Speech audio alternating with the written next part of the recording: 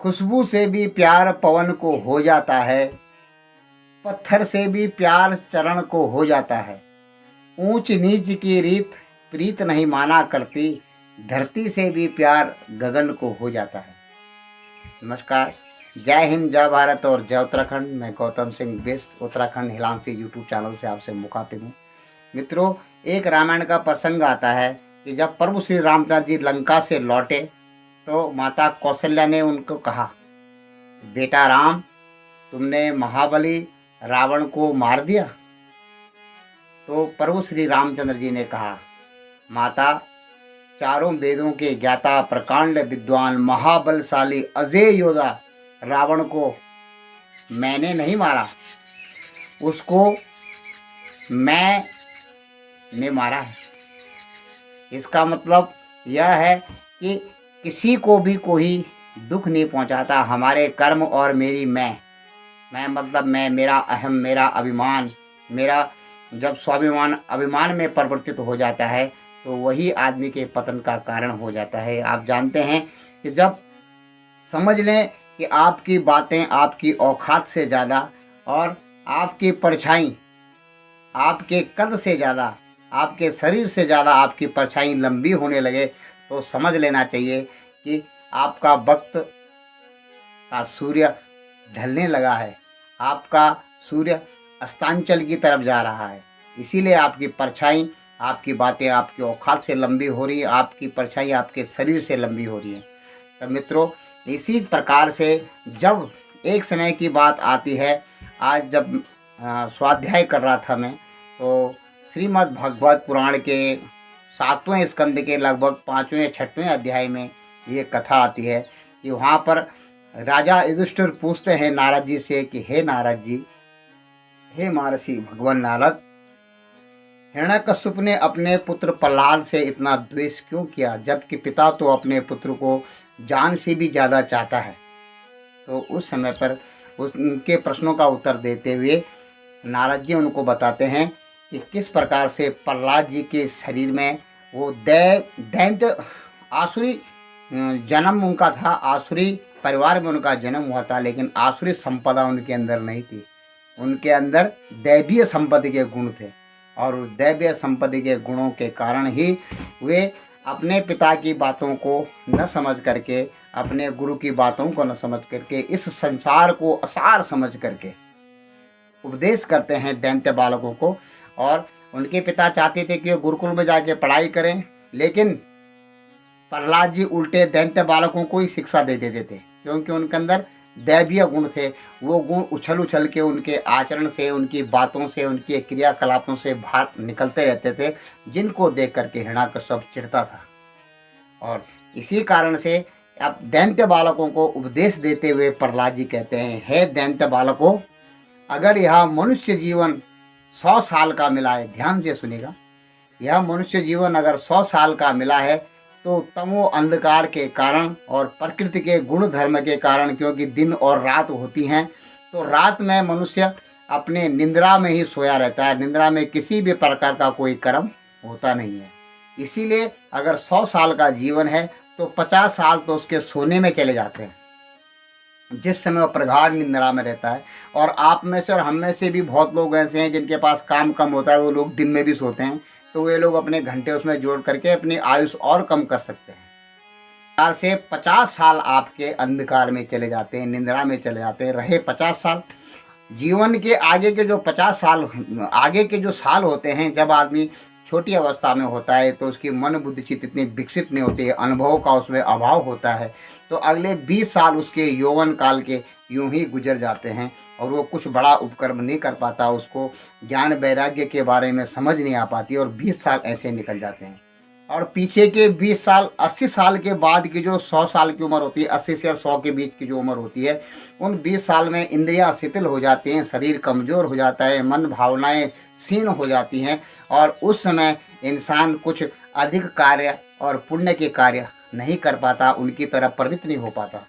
तो अगर 50 हटा दें और 20 और 20 40 हटा दें तो आपके जीवन में सिर्फ 10 साल का ही छोटा सा समय बचा हुआ है।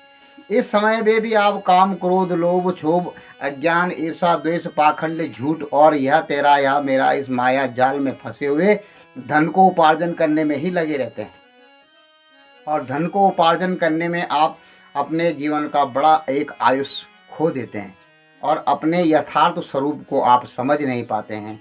हे दैत्य बालकों, इस दौरान भी अगर आप पुत्र मुँह अपने नाती पोतों की मीठी मीठी बोलियों से लुभाते रहें, अपनी स्त्री के बोल वचन से ही आप लुभाते रहें, उसी में आपने अपना आयुष्य खत्म कर दिया।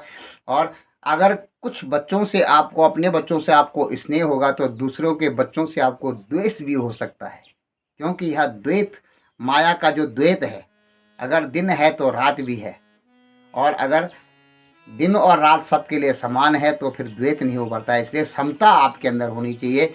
हे दैत्य बालकों, इसलिए परम पिता परमेश्वर को खुश रखने के लिए सभी जीवों में आप सिर्फ परमात्मा का ही दर्शन करें, इतना ही बहुत है। क्योंकि अग्नि, वायु, आकाश, जल, पृथ्वी भी उसी के स्वरूप हैं, जिस स्वरूप को आप ब्रह्मा, विष्णु और महेश के नाम से जानते हैं। एक ओमकार की सत्ता है, एक पितृ सत्ता है जिससे उत्पन्न होता है, एक मातृ सत्ता है जो उस गर्भ को धारण करती है।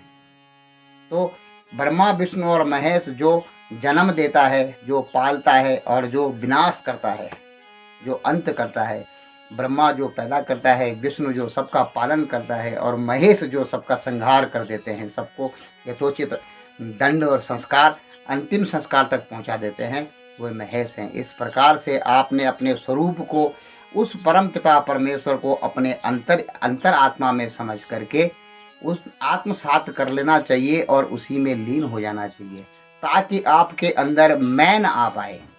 अगर आपके अंदर मैं आ गई तो जिस प्रकार प्रभु श्री रामचंद्र जी ने शुरुआत में कहा था कि माता जी, महाबलशाली अजय विद्वान प्रकांड रावण को मैंने नहीं मारा, उसको मैं ने मारा है, उसको उसकी मैंने मारा है। और अगर आपके अंदर भी मैं उपज गया तो फिर आप जानिए कि आपके मैं के लिए भी कोई न कोई ऐसा साधन प्रभु जरूर बनाएंगे जो कि आपकी मैं को समाप्त करने की ताकत रखता हो। इसीलिए कहा जाता है, जो मैंने शुरुआत में कहा था, यदि इच्छा लाभ संतुष्टो द्वंद्व तीतो विमस्तरा सम सिद्धो असिद्धो चात्ताक्य निबद्धते। जो यदि इच्छा लाभ संतुष्टो, जो जिसको मिल गया उसी में वह संतुष्ट रहता है। द्वंद्व तीतो विमस्तरा, द्वंद्व, द्वंद्व मतलब दो, जो हार जीत, ये जो द्वंद्व है उससे अतीत हो जाता है, उससे पार चला जाता है, द्वंद्वों से पार चला जाता है। द्वंद्व तीतो विमस्तरा, और विमर्शर बोलते हैं राग द्वेष से मुक्त हो जाता है, किसी के लिए ईर्षा डाह उसके अंदर नहीं रहता, उसको विमस्तर कहते हैं। द्वंद्व तीतो विमस्तरा सम सिद्धो असिद्धो च, जो सिद्धि और असिद्धि में, जिसे कहते हैं आप सफलता और असफलता में दोनों में सम रहता है। ते कृतज्ञ निबद्धते, वह कर्म करते हुए भी कभी बंधता नहीं है, वह मुक्त आत्मा कहलाता है। और जिसको सिद्धि प्यारी लगती है और असिद्धि से दुख होता है, कष्ट होता है, वह बंधन में फंस जाता है। जिसमें विमस्तर होता है, जो राग द्वेष ईर्षा द्वेष दाह होता है, वो भी माया के जाल में फंस जाता है।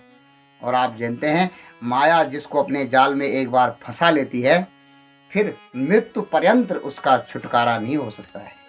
कहते हैं, सुत वित लोक ईर्षनातीनी के मत इन कृत न मलिनी।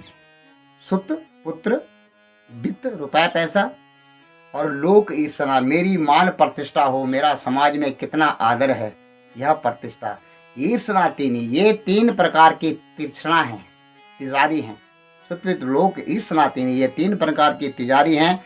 जिस प्रकार से दैहिक, दैविक और भौतिक ताप आदमी को हमेशा दुख पहुंचाते रहते हैं इस संसार में, उसी प्रकार से सुतवित लोक ईर्षनातीनी के मत इन कृत न मलिनी, किसके मन को इन्होंने मलिन नहीं कर दिया, गंदा नहीं कर दिया। अच्छा, सबको ये गंदा कर देते हैं, इसलिए उनसे उतना ही आचरण रखें, सदैव याद रखें। ये तीन तिजारी से आप बच गए। और कंचन, कृति और कामना, एक होता है कंचन, रुपया पैसा धन दौलत जेवरात, और कीर्ति, मेरा यश हो, गान हो, लोग मेरी पूजा करें, इसे कीर्ति कहते हैं। और कामनी, स्त्री का मोहजाल, यह 3 प्रकार की भी का है, ये आपके जीवन में अगर प्रविष्ट हो गए तो आपकी मति को मलिन करने से आपको कोई नहीं रोक सकता। इसलिए प्रभु सदचित आनंद में निवास करें, सच्चिदानंद के करीब रहें, नाम स्मरण करें, भजन कीर्तन करें और अपने जीवन को धन्य करें। जय हिंद, जय श्री राम। आप सबके ऊपर प्रभु श्री राम अपनी कृपा दृष्टि बनाए रखें। जय जय श्री राम।